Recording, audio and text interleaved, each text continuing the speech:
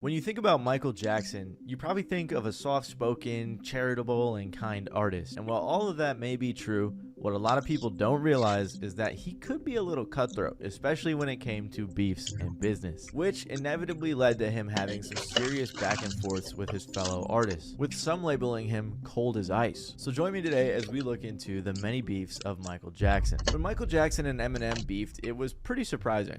Not only because they're some of the biggest names in the music industry, but also because of the weird ways they went about taking shots at one another. Em and Mike's relationship had its first road bump back in 2003. This is when Em was in Glasgow for a show, where at his hotel with tons of paparazzi watching, he dangled and tossed around a baby doll out of his window. Without context, you're probably wondering, what does that have to do with Michael? Well, a few months earlier, MJ was in Berlin for an awards ceremony, and for whatever reason, he dangled his 8-month-old son out the window. Mike faced some obvious backlash for this terrible mistake, which led to him eventually apologizing, saying, "I got caught up in the excitement of the moment. I would never intentionally endanger the lives of my children." This is a weird thing to do regardless of excitement. Maybe he was just trying to show the kid off to the crowd. That could be it. I don't know. But what's important is that it was a pretty bad public moment for Michael, which he took a decent amount of criticism for. And that's why Eminem mocked him. So you could see how this would start a bit of a rift between Michael and Em, who weren't even friends before any of this. But Eminem decided to take it a step further. In 2004, Eminem dropped the song Just Lose It as the lead single for his album Encore. Along with the song was a music video which had multiple scenes clearly mocking Michael.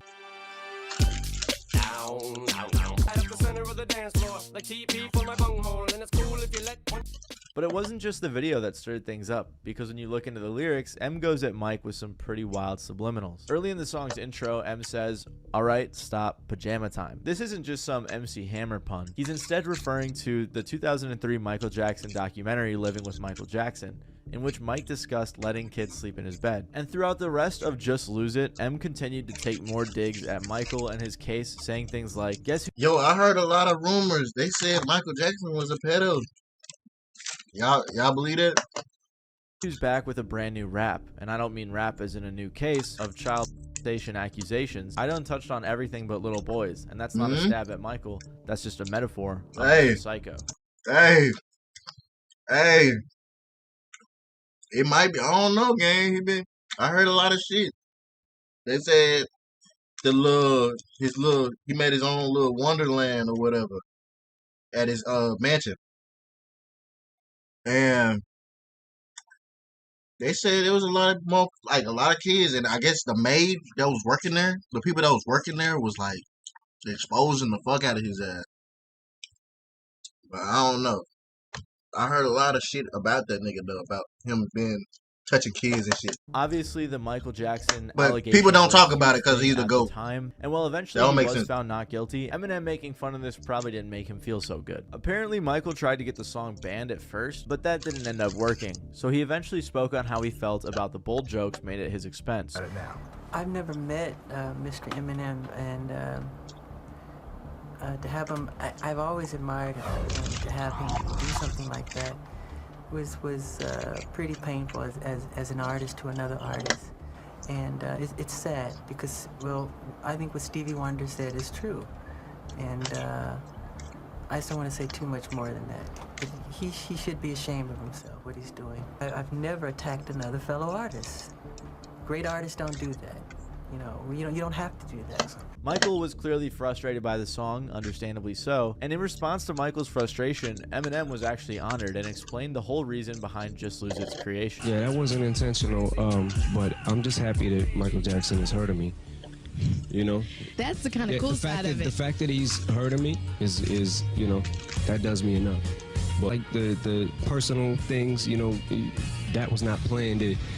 It was making no personal judgment from Michael Jackson. It was not, you know what I'm saying? Like, it was completely meant to be all in jest. The beef up until this point was pretty one-sided, and after this, it went pretty silent. That wasn't until in 2007 when things subtly reignited behind the scenes, with Michael's Sony ATV publishing partnership. This group already owned a significant amount of projects for major artists, but then they secured Viacom's famous music catalog for $370 million, which included a lot of Eminem's back catalog. Some fans theorize that this was all a part of Michael's get back for Just Lose It. While the purchase of famous music included some famous names like Shakira, Eminem was considerably one of the most valuable, with hits like Without Me and The Real Slim Shady now being owned by Michael's publishing partnership. A lot of people like to make it seem like Michael Jackson just kind of went out there and bought only Eminem's catalog, which was not the case. So even if the move wasn't meant as direct revenge, it's still a pretty funny and wild way to end the beef. And like I said, there isn't really any concrete evidence that the purchase was made solely to spite M, but it has become a trend for Michael to buy the music of those he beefed with,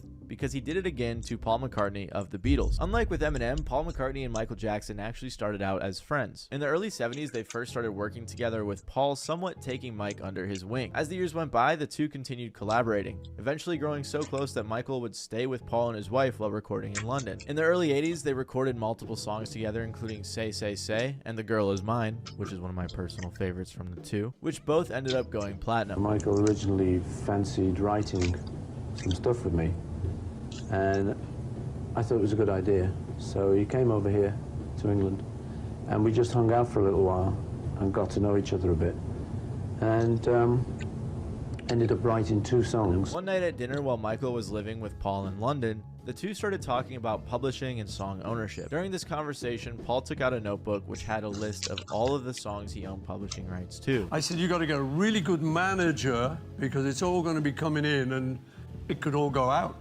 if you don't. And I said, and you ought to think of getting into song publishing. For a business, you ought to think about music publishing. It's because it's very good business. You love music. I'm into it. It does very well. It's a nice, easy business for a musician to be in. And it's a very rewarding business, because it's music, it's songs, beautiful songs. He was trying to tell Michael that investing in music catalogs and publishing rights was the right thing to do. It was a smart investment. And Michael took this advice to heart, in the same conversation even insisting that he would buy Paul's music one day. However, as bold as it sounded, Michael wasn't joking, and it ended up being one of the best financial moves he ever made. At this time, Paul was pretty deep into the music publishing investment game. He owned a bunch of songs and catalogs. He learned this the hard way though, after being almost forced to sell the rights to the Beatles music in the 60s. This was due to a tax problem in Britain at the time, and to avoid paying about 90% on their earnings. So to dodge this, he created Northern Songs Ltd. and later took the company public. While this was a smart move at the time, the decision ended up turning bad in 1969 when the Beatles publisher sold their shares of the company to Britain's Associated Television, also known as ATV. Sound familiar? None of the Beatles members or any other shareholders of Northern Songs were aware of this sale or even able to prevent it regardless. When they did eventually find out about it,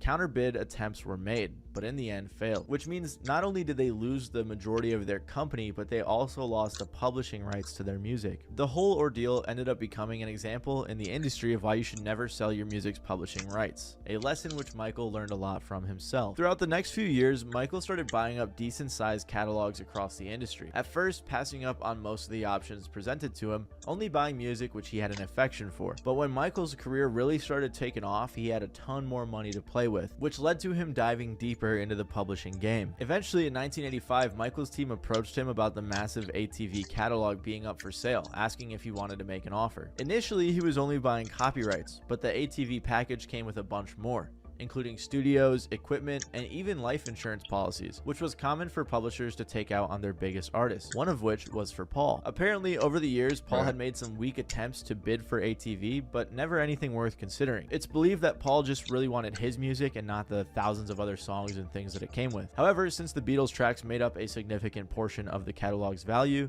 it was hard for ATV to agree to selling one without the other. And eventually, Michael decided to buy ATV Publishing for $47.5 million, which officially granted him ownership to thousands of songs, including 251 Beatles songs. When Paul became aware of this, he was pretty pissed off at Michael, and he said, "I think it's dodgy to do something like that, to be someone's friend and then buy the rug they're standing on." Michael allegedly tried to call Paul many times to talk things out, but in his frustration, Paul hung up every time. As more time passed, Michael used the Beatles songs in numerous projects, profiting significantly off the publishing rights. In response, Paul reached out a bunch and tried to prevent this, arguing that the music being used in commercials and other things cheapened it. But Michael continued saying that, oh, it will only make the music bigger and more people will hear it and give you more exposure. In 1990, Michael and Paul finally met to discuss their problems.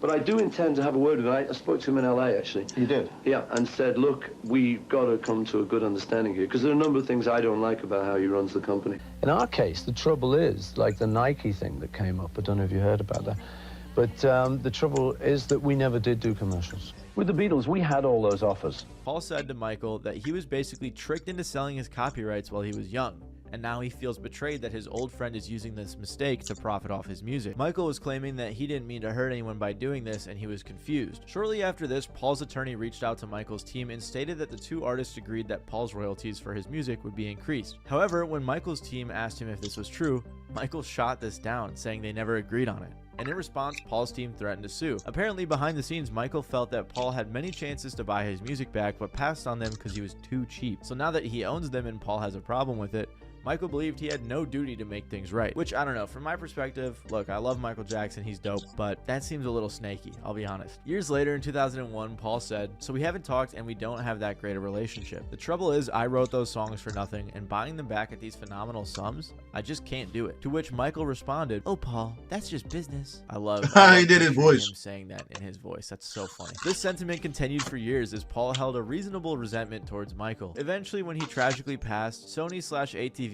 purchased the final shares in a deal with Michael's family worth $750 million. Since Michael's passing, Paul has expressed that he no longer holds much anger about the situation anymore. While he still believes his initial response was valid, there's obviously no point in pursuing it any further. And in the end, in 2018, Paul was able to start getting a bunch of his music back from Sony/ATV through some legal loopholes following a lawsuit and a private legal settlement. So at the end of the day, it's kind of crazy. Paul got his publishing rights back like half a century later. This feud was very public and very direct, but Michael's beef with Prince was a lot more subliminal and spurred on by fans. While Michael Jackson dominated the music game for years, it's hard to talk about pop in the 80s without bringing up Prince. Both artists contributed to the genre in major ways. Throughout their respective solo careers, the two artists rose in step with each other, growing in an almost parallel way. In some cases, they both even dropped projects at the exact same time. Although while their release schedule and rise was pretty similar, the content of their character and music was pretty contrasted. One fan said about Prince, he was always more risque and always pushed boundaries. Prince is indirectly why there is a parental advisory label on music with profanity. And they continued on with Michael saying, Michael Jackson was a star as a child.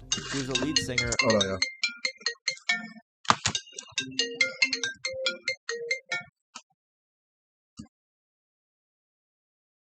Hello?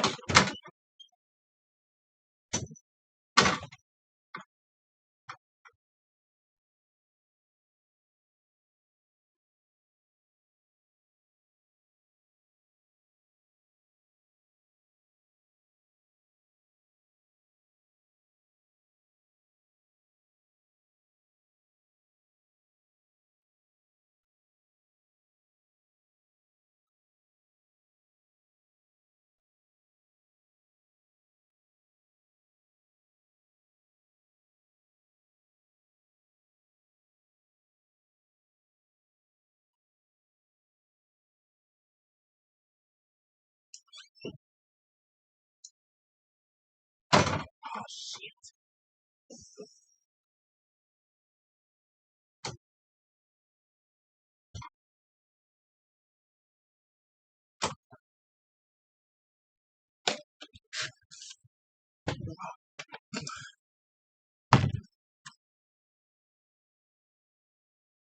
Bro, I done fucked up my mirror. I'll fix it, bro.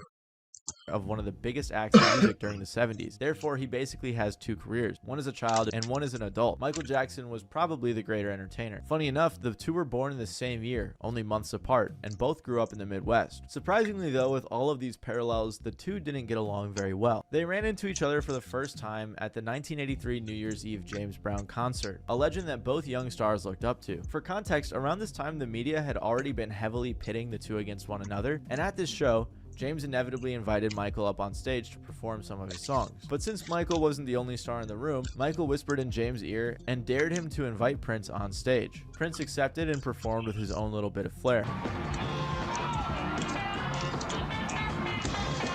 This was the first and the last time that Michael and Prince ever shared a stage. And after watching, you probably think there's not much negative to point out, especially since Prince clearly had the crowd screaming, even if he didn't sing that much. But when you look at the details, a bunch of things actually went wrong. Apparently his guitar was malfunctioning, and when Prince attempted to swing on the prop light pole, the entire thing fell into the crowd. Again, this doesn't seem too bad, but since it was at a major event in front of his idol, you could see how it felt a bit embarrassing. To make matters worse, Michael, who invited him on stage, mocked Prince relentlessly for this performance. And as a result, according to Quincy Jones, Prince even attempted to run Michael over with his car after the show, which, if that's true, is crazy. Their beef intensified further when Prince declined an invite from Michael to appear on the recording of the We Are the World charity single. So in the following year, Quincy Jones attempted to end the beef by setting up a collaboration between Michael and Prince on the song Bad. However, Prince again decided to turn down the offer. After the fact, Prince decided to explain to Chris Rock why he did that.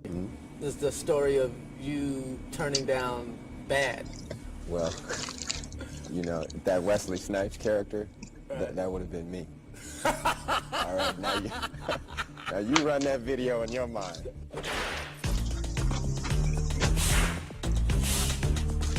The first line of that song is "Your butt is mine." Your butt is mine. Now I said, who's gonna sing that to whom? Cause you sure ain't singing it to me, and I sure ain't singing it to you. So, in response to this and other sneak disses, Michael said in a later released audio recording for his 1988 Moonwalk memoir, "I don't like to be compared to Prince at all. I've proven myself since I was real little. He feels like he's my opponent. I hope he changes because, boy, he's gonna get hurt. He's the type that might commit suicide or something." Mike added on saying, "He was so rude, one of the rudest people I've ever met. Prince is very competitive. He has been very mean and nasty to me and my family," which is one of the few direct confrontations of this beef. In the following years, the two continued to have little run-ins here and there, with Michael repeating his attempts to bury that. How he's putting it as like beef, like nigga fight, like we got beef, like real life beef. Nigga, this is people that just don't like each other. They're just like, I don't like that person, but I don't got beef with them. You just don't like the nigga. That don't mean that's beef. Hatchet, and Prince also repeating his denials. It wasn't until Michael's death that Prince appeared to experience a change of heart. After hearing about Michael's passing, Prince allegedly canceled rehearsal and went home, where he locked himself in his room for days. In further interviews, he spoke on this, saying, "It's always sad to lose someone you loved. I don't want to talk about it. I'm too close to it." And in tribute, he even started performing a cover of Michael's "Don't Stop Till You Get Enough." Then later in 2016, Prince also tragically died very young, with some of his close friends expressing sadness that the two stars, Michael Jackson and Prince, never realized how much they had in common before it was too late. And while this is a sad story, it's almost more sad to hear that Michael had a pretty serious beef with his own brother. Michael Jackson got his start in music through the Jackson 5, a band made up of him and his brothers Jackie, Tito, Jermaine, and Marlon, managed by their father Joe Jackson. The group experienced a lot of success, and from the outside it seemed like everything was great, but that was far from the case. Inside the group existed a growing rivalry and power dynamic fueled by sibling jealousy, and eventually it even led to a brother-on-brother diss track. At first, Michael's older brother Jermaine was the Jackson 5's lead singer, until their mom noticed that Michael had a lot of talent, so eventually he was promoted to lead singer, which you might think, oh man, now they're gonna hate each other, that's where it all started. But they were still super close. I was the lead singer first.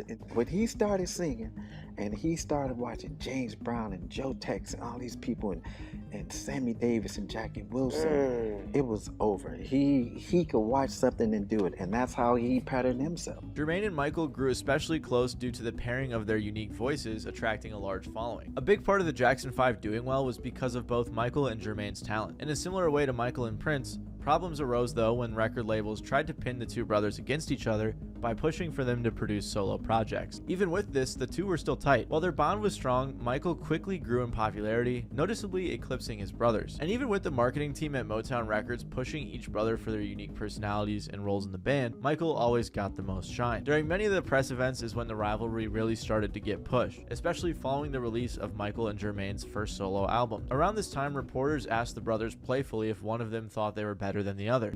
Did you and Michael get together and say, oh, look, you know, I'm number one this week and you're number one next week?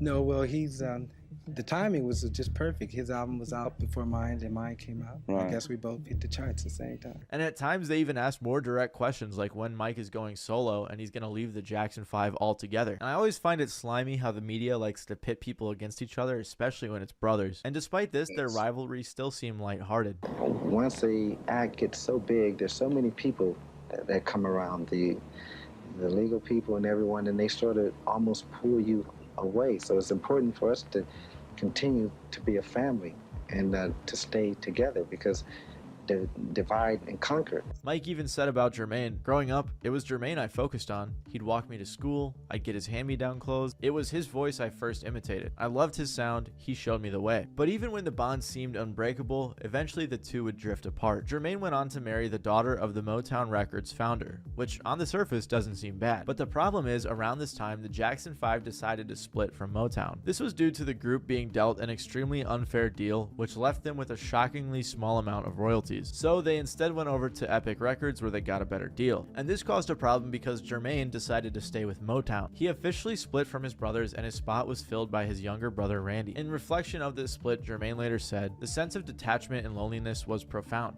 I didn't feel like I had lost my right arm. I felt like I had lost every limb. I had Hazel Gordy, of course, but the brotherhood was intrinsic to who I was and everything I knew. When it was ripped away, I felt something tear." And Michael had a similar sentiment, saying, "I clearly remember the first show we did without him because it was so painful for me. Since my earliest days on stage, and even in our rehearsals in our Gary living room, Jermaine stood at my left with his bass. I depended on being next to Jermaine. In the end though, Brotherhood won, and Jermaine rejoined the Jackson 5. This time though, they had to go by the Jacksons since Motown legally owned the name the Jackson 5. Despite the two being reunited though, they began leaning more into their solo careers. Jermaine did well for himself, generating a strong amount of popularity, but Michael's growth obviously was on a whole nother level. And by the end of the 80s, Michael had claimed his throne as the king of pop. On the other hand, Jermaine signed a deal with Clive Davis and never seemed to peak like Michael did. And when looking back, the bitter truth came out. Michael allegedly always thought he was smarter, worked harder, and was more talented than his older brother. On the flip side, Jermaine always felt that Michael's timing is what made him the king of pop. Jermaine said, looking back, "That was supposed to be me. That's why I stayed at Motown. We had plans, but once Michael beat me to it, he made sure it would only be him." Up until this point, most of the resentment was unspoken, at least until 1991, when things turned ugly. Jermaine began working on an album with Babyface and L.A. Reid. Michael found out about this and coincidentally called Babyface in L.A. requesting a meeting. He even sent a helicopter to fly the two record moguls out to Neverland. Jermaine found out about this meeting and immediately requested to be released from his label, claiming that Michael was tricking Babyface and L.A. in order to sabotage his career. Apparently, when Babyface and LA arrived at Neverland, Michael said he had no clue who they were, confusing them for Jimmy Jam and Terry Lewis. Regardless, Michael kept them busy for about a week, leading them on with music that was never actually going to happen. Apparently, Babyface and LA brought up Jermaine's frustration to Michael, and they said that he couldn't care less. L.A. Reid remembers the conversation going something like this. "He'll get over it," Michael said. "That's not really the problem," LA said. "The problem was that he wants off the label now." "Did he sign a contract?" asked Michael. "Yes," LA said. "Then he'll have to live with it because those are the rules," Michael said and walked out. That Michael Jackson was one shrewd man. He was not wrong, but you didn't expect that from Peter Pan. You expect a little compassion or something. No. Cold as ice. And after about a week, Babyface and LA returned home to continue their work with Jermaine. While there isn't concrete evidence proving Michael's point was to delay his brother's work, many fans and people connected to the situation believe it was the case. Especially Jermaine, who when LA and Babyface got back to Atlanta, decided he was going to make a diss track on his own brother. The vicious track was titled "Word to the Bad" and featured lyrics denouncing Michael as shallow and selfish. Jermaine even went at Mike for allegedly changing his skin color and obtaining plastic surgery. He also said that Michael hadn't answered his phone calls for months. What is it, 1984 to 1992? You saw Michael maybe 3 times a year during that period? Yes. You sent him letters? Yes. Packages, but he never responded to any of them? No. Why didn't he want to see you, Jermaine? It's not that he didn't want to see me. He could have picked up the phone and seen you anytime he wanted. No, Michael don't call. Jermaine also said, "I understand he's a very busy person, but after you repeatedly try to contact your own brother and he doesn't call you back, you begin to wonder if he hasn't just completely lost touch with reality." Michael obviously didn't like the song and was even driven to sneaking into his parents' house to confront Jermaine, who apparently was avoiding him. Jermaine allegedly leaked the song and spoke on the song saying, "I know people are going to go off on a tangent saying that Jermaine is jealous, but it's not true. Michael and I have never feuded. The only reason I wrote this song, and it came from the bottom of my heart, was to help my little brother get a grip on reality. I never meant to discredit him. The song was never supposed to come out in public. But now that it has, I'm here to say that yes, I wrote it and I stand by it. Although the diss track was the peak of their beef, it also seemed to be what ended it. Because whenever Michael and Jermaine spoke following its release, they seemed to have everything hashed out. And while the Jackson family had plenty of other drama, some involving more rumors of Michael suppressing his siblings' careers, in the case of Jermaine and Michael, the two ended on good terms. And as you may have noticed throughout this video, there were a lot of allegations and rumors about Michael Jackson, which is bound to happen when you're the king of pop. And one of the biggest rumors was that we never actually heard Michael Jackson's real voice, and that he instead pitched it way down for the public, which was actually a little bit true. And if you want to learn more about that, make sure to check out the video that's on screen right now. Alright, that's it, man. I thought it was gonna be way more people, but I guess it's just, I don't know.